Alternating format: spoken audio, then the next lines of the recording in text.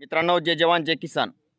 आपल्या बुलढाणा जिल्ह्यामध्ये 4 महिन्या अगोदर स्वर्गीय कैलास नागरे यांनी शेतीला पाणी मिळावं म्हणून त्या ठिकाणी 6 दिवस अन्नत्याग आमरण उपोषण केलं आणि प्रशासनाने त्यांच्या आंदोलनाची दखल घेतली नाही, त्यांच्या निवेदनाची दखल घेतली नाही म्हणून त्यांनी हतबल होऊन शेतकऱ्याला पाणी मिळावं म्हणून त्या ठिकाणी त्यांनी बलिदान दिलं। आणि बलिदान दिल्यानंतर त्यांनी सुसाईड नोटमध्ये त्या ठिकाणी स्पष्ट उल्लेख केलेला होता की मुख्यमंत्र्यांनी माझे मुलं दत्तक घ्यावे। त्याच पद्धतीने सगळ्या महाराष्ट्रातील सर्व पत्रकार बंधूंनी ते आवाज उठवल्यानंतर आणि या ठिकाणी महाराष्ट्र राज्यातील विरोधी पक्षनेते किंवा सत्तेतले काही आमदार खासदारांनी त्या ठिकाणी प्रश्न उपस्थित केल्यानंतर महाराष्ट्राचे मुख्यमंत्री साहेबांनी त्या ठिकाणी मुलं दत्तक घेण्याची घोषणा त्या ठिकाणी केली। पण त्या गोष्टीला आज 4 महिने झाले, अजून त्या मुलांना व त्या कुटुंबाला कुठलाही आर्थिक मदत व न्याय मिळाला नाही। म्हणून न्याय मिळावा म्हणून स्वर्गीय कैलास नागरे युवा शेतकरी पुरस्कार यांची पत्नी श्रीमती स्वाती नागरे ही उद्या 21 जुलैपासून अन्नत्याग आमरण उपोषण त्यांच्या राहत्या घरी आरमाळ शिवणी या ठिकाणी करणार आहे।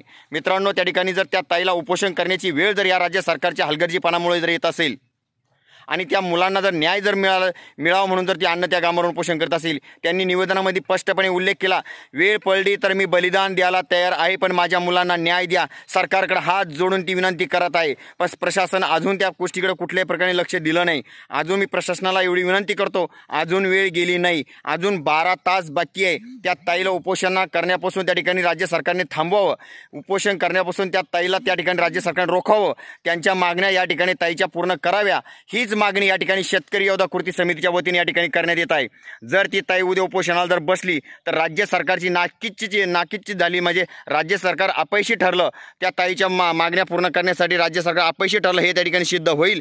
आणि या ठिकाणी जर त्या ताईला उपोषण करण्याची वेळ जर आली तर शेतकरी योद्धा कृती समिती म्हणून त्या ठिकाणी त्या ताईच्या पाठीमागे ठाम दिशा उभी राहणार आहे, याच्यात कुठलीही शंका नाही। मी महाराष्ट्रातल्या तमाम शेतकऱ्यांना विनंती करतो, महाराष्ट्रातल्या सर्व शेतकरी बंधूंना विनंती करतो, महाराष्ट्रातल्या सर्व शेतकरी नेत्यांना विनंती करतो, आज त्या कैलास नागरेंची मुलं अनाथ झालेले, ते कैलास नागरेची मुलं आज त्या ठिकाणी रस्त्यावर पडलेले, आज कैलास नागरेची मुलं त्यांच्या डोक्यावर वडिलाचं छत्र हरवलेलं आहे, ते मुलं आज या ठिकाणी त्या मुलांना आधार देण्याची गरज आहे, त्या मुलाला न्याय मिळण्याची गरज आहे। म्हणून आपण सर्व शेतकरी बंधूंनी त्या ठिकाणी त्या नागरिक कुटुंबाच्या पाठीमागे उभे राहिले पाहिजेत, हीच अपेक्षा मी महाराष्ट्रातील सर्व शेतकरी नेत्यांना करतो। आणि उद्याच्या त्या ठिकाणी जर उपोषण जर सुरू झालं तर त्या ठिकाणी हजारोच्या संख्येने त्या ठिकाणी शेतकऱ्यांनी उपस्थित राहिलं पाहिजेत, ही भूमिका आपण शेतकऱ्यांनी घेतली पाहिजे। आज त्या नागरिक कुटुंबावर वेळ आहे, उद्या कोणावरही वेळ येऊ नये, ही वेळ कोणावर येऊ नये। आज त्या ताईला साथ देण्याची गरज आहे, जर त्या ताईला साथ दिली नाही तर मित्रांनो निवेदनामध्ये फार वाईट लिहिलेलं आहे, ते घडवून नाही। मी भगवंताकडे प्रार्थना करतो या राज्य सरकारला बुद्धी देऊ आणि 12 घंट्यामध्ये हे त्यांच्या मागण्या पूर्ण होऊन त्यांचं उपोषणाला स्थगिती मिळो,